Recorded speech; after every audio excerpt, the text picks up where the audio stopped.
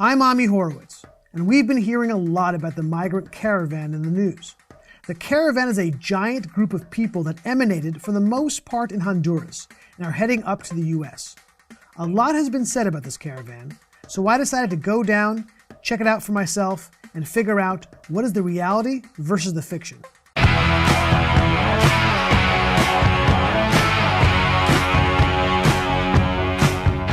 I'm here in southern Mexico in the state of Oaxaca, an area of Mexico which is riddled with narco crime and cursed with extreme poverty. It's also where the camp and base of the caravan is for the night. They're settled here as they continue their trek on to the United States. Despite the framing of the caravan as being full of women and children, the reality on the ground is quite different. Approximately 90 to 95% of the migrants were male. The major narrative being pushed by the press has been that the migrants are leaving Honduras because they're escaping extreme violence and that their lives are under constant threat, setting up the strategy that they would be able to enter the US by asking for asylum. So I started by asking them a simple question. Why are you coming to America? ¿Por qué quieres irte a Estados Unidos? Bueno, voy buscando una mejor vida económica. Venir a trabajar aquí a Estados Unidos. A ver si podemos trabajar allá porque en Honduras no hay trabajo. Pues buscando una vida mejor porque en Honduras no hay trabajo. Por trabajos. Y vengo a trabajar porque quiero ir a terminar mis estudios allá. Terminar estudios en mi caso. Come on, don't you just want to meet Caitlyn Jenner? Ah, ya más mujer. There's a massive logistical effort underway, akin to moving an army, and is clearly costing someone millions of dollars for the transportation, food, water, medicine, and services that are being provided for the members of the caravan.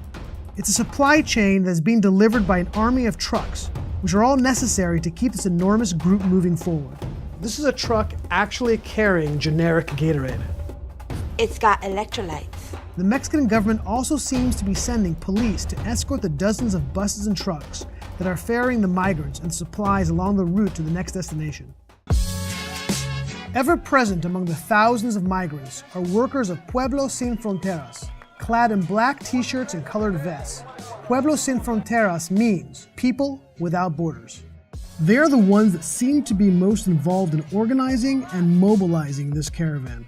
The organization, as the name implies, is looking to create a world without borders, which seems to be one of the reasons why they organized this caravan in the first place, to flout American sovereignty.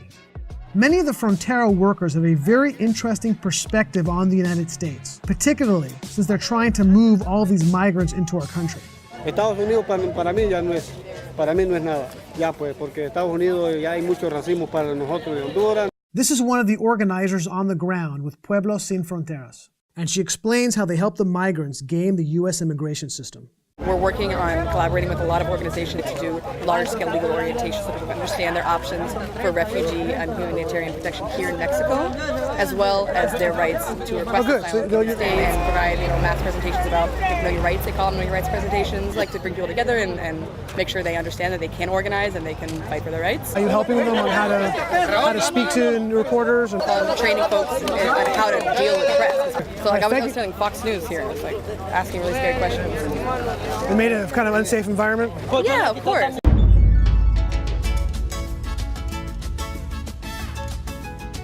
How many of you are there? How many from the organization? From hundreds. The United Nations has been very active with the caravan from the moment it crossed the border. Several of its agencies are on the ground with them and have expended a great deal of time and money on helping the caravan move along. I made a call to Maria Ruby from the Office of the UN High Commission for Refugees.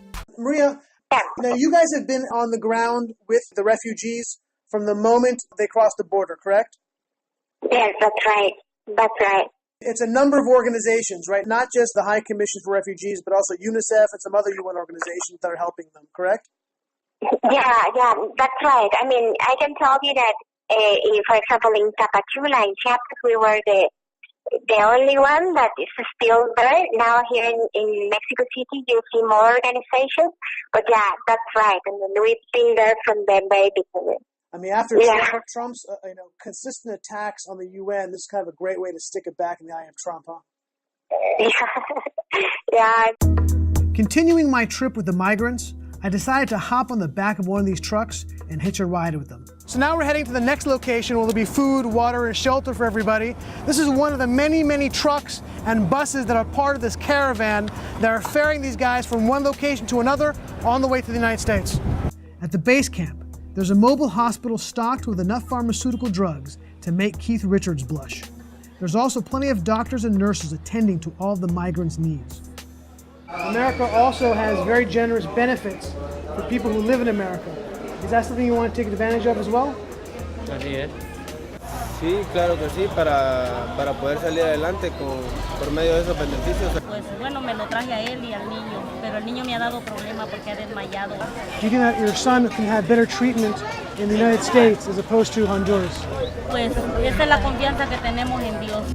While it does seem as the majority of these migrants are friendly and simply trying to make a better life for themselves and their families, there's an undeniable element of the migrants who are violent and dangerous. And many of the migrants know this, and some have experienced it. Gente va también, gente pícara, gente mala también. En el viaje hemos recibido agresiones verbales, físicas. Y también va gente que va huyendo también porque debe cosas también que ha hecho allá.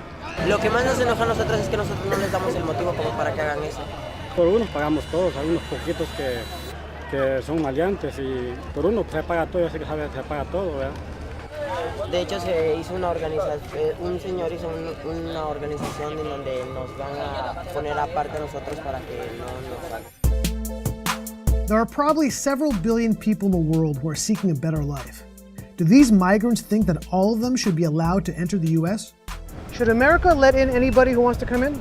Es la idea y es lo que nosotros queremos. Porque todos venimos con necesidad. Pues la verdad sí. Pues la verdad que sí. Pues claro que sí, porque va mucha gente necesitada y va huyendo por los motivos de nuestro país.